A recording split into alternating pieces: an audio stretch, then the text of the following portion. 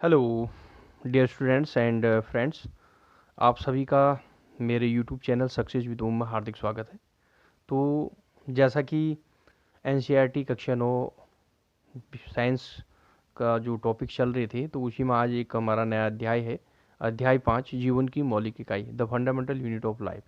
तो यहाँ से बहुत सारे क्वेश्चंस आपके कॉम्पिटिटिव एग्जाम्स में पूछे जाते हैं, और इसके साथ साथ ही आपकी विद्यालय शिक्षा के जो छात्र जो हैं, उनका ये चैप्टर बहुत महत्वपूर्ण है। यहाँ से काफ़ी क्वेश्चन पूछे जाते हैं। तो फ्रेंड्स, जो है चलते हैं हम अध्याय 5, जीवन की मौलिक इकाई, the fundamental unit of life.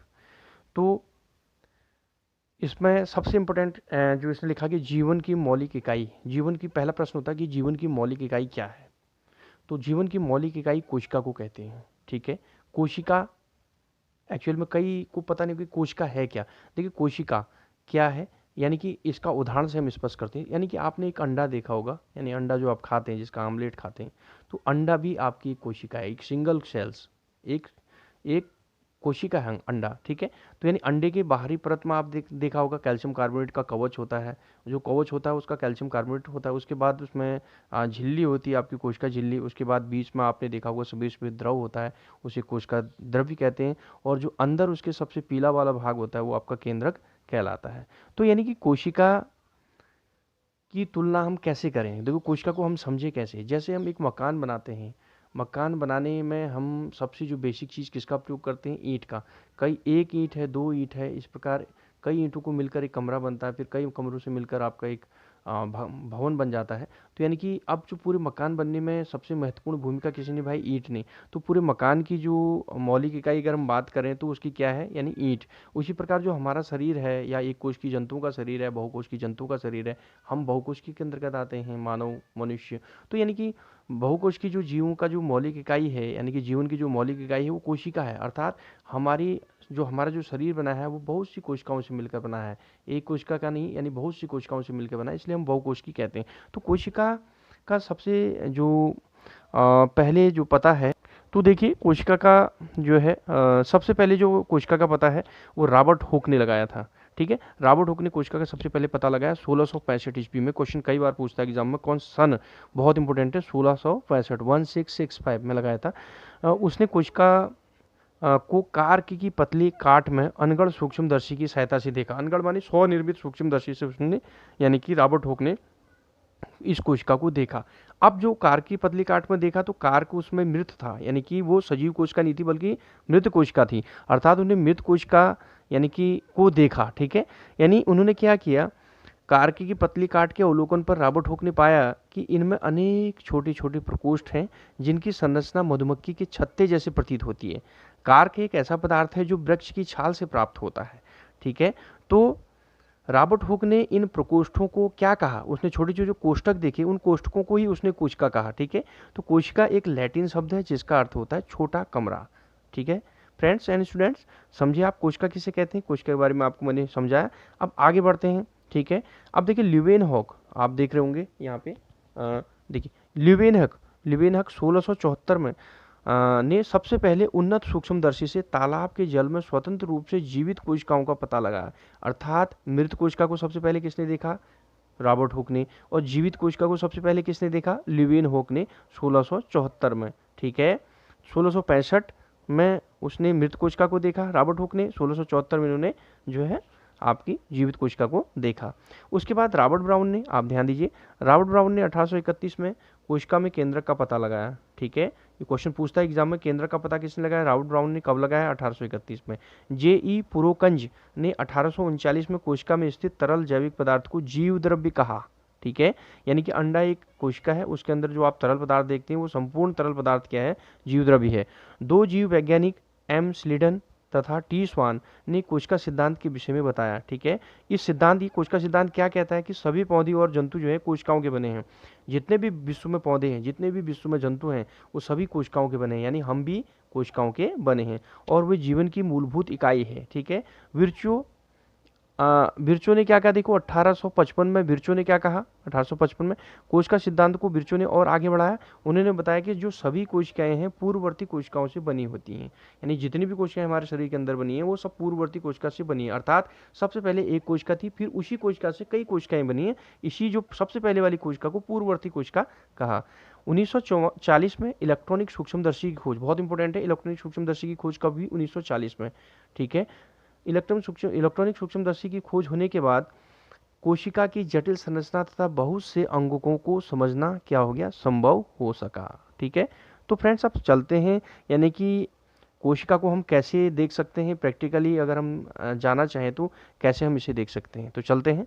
तो फ्रेंड्स एंड स्टूडेंट्स देखिए, हमें कोशिका को देखना है तो आप स्पष्ट रूप से घर में एक प्रैक्टिकल कर सकते हैं, यानी प्याज का एक छोटा सा टुकड़ा लेंगे, ठीक है, प्याज को आपने छीला, उसका छोटा सा टुकड़ा लिया, प्याज का जो अवतल सतह है, यानी एक उभरी हुई सतह होती है, एक अंदर वाली सतह, भीतरी सतह, वो भीतरी सतह से झिल्ली उसकी उतार लें, ठीक है।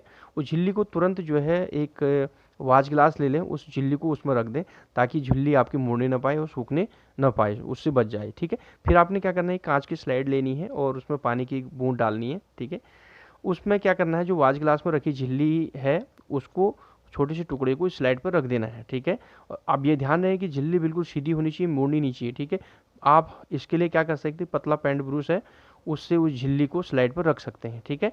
अब क्या करना है, उसके बाद इस झिल्ली के ऊपर सैफ्रामाइन की एक बूंद डालनी है, देखिए ध्यान दीजिए, सैफ्रामाइन, दैट इज इंपॉर्टेंट, जो सैफ्रामाइन की आपने क्या करनी, एक बूंद डालनी है और इसे क्या करना है, कवर करना है। कवर माने यानी एक स्लिप से उसको ढक देना है, ठीक है, कवर स्लिप से ढक देना है, ठीक है। आप इस कवर स्लिप को सुई की सहायता से इस प्रकार रखें कि जिससे इसके अंदर वायु के बुलबुले प्रवेश न हो पाए, बड़ी सावधानी से आपने ये करना है, ठीक है। उसके बाद आप देखेंगे जो हमने क्या किया, एक प्याज की जो अस्थाई स्लाइड आपकी, प्याज की झिल्ली की अस्थाई स्लाइड आपकी क्या होगी, तैयार होगी। फिर हम क्या करेंगे, इसे कम शक्ति वाले तथा उसके बाद उच्च शक्ति वाले संयुक्त सूक्ष्मदर्शी से देखेंगे। तो संयुक्त सूक्ष्मदर्शी से देखने के पश्चात आपको क्या क्या दिखेगा वो हम आपको दिखाएं, तो देखेंगे, यानी कि आपको क्या दिखा, यानी कि देखिए एक संरचना आपको दिख रही है, प्याज की झिल्ली की कोशिकाएं आपको इस प्रकार दिखाई देंगी, ठीक है। तो इसमें आप देख रहे हैं कई कोशिकाएं आपको दिख रही हैं, उनके बीच में जो आप ये देख रहे हैं ये आपका केंद्रक है, ठीक है। तो इस प्रकार प्याज की झिल्ली की जो कोशिका आपने देखी। तो फ्रेंड्स देखिए, यहाँ पर मैं आपको एक सिंपल सी कोशिका के एक चित्र बना के मैंने दिखाया, हल्का सा मैंने दिखाया है। देखिए कोशिका में आपका होता क्या है, सबसे बाहर आपका क्या होता है, ये आपकी देखिए कोशिका भित्ति है, सबसे बाहर कोशिका भित्ति। अगर पादप कोशिका की बात करें तो पादप कोशिका में कोशिका भित्ति पाई जाती है और जंतु कोशिका में कोशिका भित्ति नहीं पाई जाती। तो कोशिका भित्ति है, उसके बाद जो है कोशिका जो झिल्ली है ये अंदर वाली है, देखिए ये झिल्ली जो है अंदर वाली है। उसके बाद आपका देख रहे होंगे ये जो बीच में जो रिक्त स्थान आप देख रहे हैं, ये डॉट डॉट कर दिया मैंने, ये आपका क्या कोशिका द्रव्य है। और बीच में आप सबसे बीच में देख रहे होंगे ये आपका क्या है, केंद्रक है। एक सामान्य आपको मैंने चित्र बताया। अब अंडे का आपको एक बार दिखा देता हूँ। तो आप यहाँ पर देखिए, एक मान लीजिए एक हमारे पास अंडा है, ये अंडे की जो बाहरी कवच है कैल्शियम कार्बोनेट की बनी होती है, डायरेक्ट क्वेश्चन पूछ लेता है कभी कभी आपका एग्जाम में। उसके बाद देखिए अंदर जो है इसकी कोशिका झिल्ली है और इसमें एक द्रव भरा रहता है आपका सफेद सफेद, आप देखते होंगे जब अंडा आप फोड़ते हैं तो कोशिका द्रव्य कहलाता है। और इसके बाहर अंदर जो है बीचों बीच में आपने एक पीली संरचना देखी होगी जिसे हम क्या कहते हैं, केंद्रक कहते हैं। तो ये देखिए न केवल प्याज बल्कि जितने भी जीव जंतु हम अपने आसपास देखते हैं वो सभी कोशिकाओं के बने होते हैं। यद्यपि कुछ जीव एक कोशिकीय होते हैं और अधिकांश जीव जो है बहुकोशिकीय होते हैं, ठीक है। आवर्धन लेंस की खोज के बाद सूक्ष्मदर्शी का आविष्कार संभव हो सका। यह पता चला कि एकमात्र कोशिका स्वयं में ही एक संपूर्ण जीव है, यानी एकमात्र कोशिका, यानी एक, अगर हम एक कोशिका की बात करें तो एक ही कोशिका है उसके पास, वो अपने आप में एक संपूर्ण जीव है, ठीक है। जैसे अमीबा के पास एक ही कोशिका है। ध्यान दीजिए, हम जो है हम बने कई कोशिकाओं के बने, लेकिन एक ऐसा जीव अमीबा है जो केवल एक कोशिका के बना है, इसलिए हमें दिखाई नहीं देता। मान लिया हम भी एक कोशिका के बने होते हैं, हम भी नहीं दिखाई देते, हम तो बहुत सी कोशिकाओं से बने हैं इसलिए हम दिखाई दे रहे हैं। तो आप सोचिए एक कोशिका से बना हुआ जीव भी अपने आप में एक संपूर्ण जीव है। क्लेमाइडोमोनास, पैरामीशियम, बैक्टीरिया, ये सब आदि हो सकते हैं। इन सजीवों को एक कोशिकीय जीव कहते हैं। इसके अतिरिक्त बहुकोशिकीय जीवों में अनेक कोशिकाएं समाहित होकर विभिन्न कार्यों को संपन्न करने हेतु विभिन्न अंगों का निर्माण करते हैं। इसके कई उदाहरण फंजाई, कवक, पादप तथा जंतु। यानी हम ही ले लीजिए, हम बहुकोशिकीय जीव हैं और हमारे अंदर जो कोशिकाएं हैं वो आपस में सम्मिलित होकर विभिन्न कार्यों को संपन्न करने हेतु इन्होंने विभिन्न अंगों का निर्माण हमारे शरीर के अंदर किया हुआ है। तो चलते हैं आगे। जैसे कि आप देख रहे हैं कुछ जीवों में विभिन्न प्रकार की कोशिकाएं भी हो सकती हैं। निम्नलिखित तस्वीर आप देख रहे हैं ये मानव शरीर की कुछ कोशिकाएं हैं। देखिए कोशिका ऐसा ही नहीं कि अंडाकार ही हो, देखो अलग अलग शेप की है, ये कोशिका इस शेप की है, देखिए बसा कोशिकाएं इस प्रकार की हैं। शुक्राणु भी एक कोशिका है भाई, मानव में आपका जो है मैन में यानी कि मनुष्य में भी मेल में जो है आपके शुक्राणु होता है। आपका जो शुक्राणु आपका इस टाइप से कीड़े के आकार के दिख रहे हैं शुक्राणु, ये कोशिका है, एक सिंगल सेल है। ठीक है, अंडाणु देखिए महिलाओं में पाई जाती है अंडाणु। ठीक है, अंडाणु की संरचना इस प्रकार है। तंत्रिका कोशिका हमारी देखिए इस प्रकार की है, लंबी एक छड़ की तरह है ना, यानी कि आगे से इस प्रकार की फैली हुई।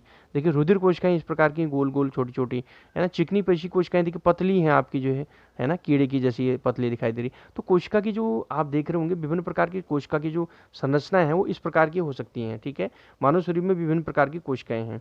ठीक है, अब देखिए कोशिकाओं की आकृति तथा आकार उनके विशिष्ट कार्यों के अनुरूप होते हैं। कुछ कोशिकाएं अपना आकार बदलती रहती हैं, जैसे एक कोश की अमीबा। ठीक है, ये अपना आकार जो है बदलते रहती है, ये ध्यान दीजिए बहुत इंपॉर्टेंट है। अमीबा अपना जो कोशिका, एक ऐसी कोशिका जो अपना आकार बदलती रहती है। कुछ जीवों में कोशिका का आकार लगभग स्थिर रहता है, कुछ कुछ बदलते रहती है जैसे अमीबा, और कुछ में स्थिर रहता है। ठीक है, और प्रत्येक प्रकार की कोशिका के लिए विशिष्ट होता है। उदाहरण के लिए तंत्रिका कोशिका। ठीक है, तंत्रिका कोशिका जो है स्थिर रहती है। प्रत्येक जीवित कोशिका में कुछ मूलभूत कार्य करने की क्षमता होती है जो सभी सजीवों का एक गुण है। एक जीवित कोशिका ये मूलभूत कार्य कैसे करती है, हम जानते हैं कि बहुकोशिकीय जीवों में श्रम विभाजन होता है जैसे कि मनुष्यों में। इसका अर्थ यह है कि शरीर में विभिन्न अंग विभिन्न कार्य करते हैं, यानी हमारे शरीर के अंदर जो कई कोशिकाएं हैं वो मिला के उन्होंने अंग बनाए हुए हैं, और उन अंगों के विभिन्न कार्य हैं। जैसे हमारा हृदय भी कई कोशिकाओं से बना है, और हृदय का कार्य क्या है, रुधिर को पंप करना। जैसे किडनी यानी कि वृक्क भी बना है, एक अंग है जिसका प्रमुख कार्य क्या है, रुधिर को छानना, है ना। तो ऐसे ही आमाशय है, आमाशय हमारा पेट है, एक कोशिकाओं का एक कोशिकाओं से बना हुआ एक अंग है, भोजन का पाचन करना इसका कार्य है। इसी प्रकार एक कोशिका में भी श्रम विभाजन होता है। वास्तव में ऐसी प्रत्येक कोशिका में कुछ विशिष्ट घटक होते हैं जिन्हें कोशिकांग कहते हैं। ठीक है, ध्यान दीजिए कोशिकांग, अभी मैं आपको डिटेल में समझाऊंगा। प्रत्येक कोशिकाओं में कुछ विशिष्ट घटक होते हैं, विशिष्ट माने एक विशेष घटक होती है कोशिकांग, जिनके द्वारा यानी कि कोशिकांग विशिष्ट कार्य करता है, और कोशिका में नए पदार्थ का निर्माण, अपशिष्ट पदार्थों का निष्कासन आदि इन कोशिकांगों के कारण ही एक कोशिका जो है जीवित रहती है और अपने सभी कार्य करती है। ठीक है, ये कोशिकांग मिलकर एक मूलभूत इकाई बनाते हैं जिसे कोशिका कहते हैं। ध्यान दीजिए, ये कोशिकांग यानी कोशिका के अंदर क्या होते हैं, कोशिकांग होते हैं, और ये कोशिकांग क्या है, यानी मिलकर एक मूलभूत इकाई बनाते हैं जिसे कोशिका कहते हैं। यह बड़ा रुचिकर है। सभी कोशिकाओं में एक ही प्रकार के कोशिकांग होते हैं, और इनमें इससे कोई फर्क नहीं पड़ता कि उसके कार्य क्या है अथवा वे किस जीव में पाए जाते हैं। अर्थात निष्कर्ष ये निकला कि जो आपकी कोशिका है, कोशिका के अंदर आपका क्या है, कोशिका द्रव्य है, उस कोशिका द्रव्य में कई कोशिकांग बिखरे रहते हैं। ठीक है, और ये कोशिकांग मिलकर एक मूलभूत इकाई बनाते हैं। ठीक है, तो आगे हम इसके बाद चलेंगे, यानी कि कोशिका को कितने भागों में विभाजित किया गया। मैं आपको थोड़ा सा एक चित्र के द्वारा इसको दिखा देता हूँ। देखिए मैं छोटा सा एक रेखा चित्र बनाया है। मान लीजिए कोशिका है, ठीक है, कोशिका को मेनली 3 भागों में विभाजित है, कोशिका झिल्ली या प्लाज्मा झिल्ली, बात एक, एवं कोशिका भित्ति। कोशिका भित्ति पादप कोशिकाओं में पाया जाता है, और कोशिका झिल्ली आपका जंतु कोशिका में पाया जाता है। इसके बाद केंद्रक मिलेगा उसमें, और कोशिका द्रव्य मिलेगा। ठीक है, मान लीजिए ये एक अंडाणु कोशिका है, देखिए ये केंद्रक है, और ये बीच में आप देख रहे होंगे ये आपका कोशिका द्रव्य है, और इसके जो बाहर है ये कोशिका झिल्ली है। तो फ्रेंड्स हम चलेंगे आगे इसके टॉपिक में, कोशिका किससे बनी होती है और कोशिका का संरचनात्मक संगठन क्या है। ठीक है, तो फ्रेंड्स एंड स्टूडेंट्स, अगर आपको मेरा वीडियो अच्छा लगा तो please subscribe, like and share, और बेल आइकन की घंटे बजाइएगा, और कमेंट्स भी ज़रूर कीजिएगा। ठीक है, थैंक यू, मिलते हैं अगले वीडियो में।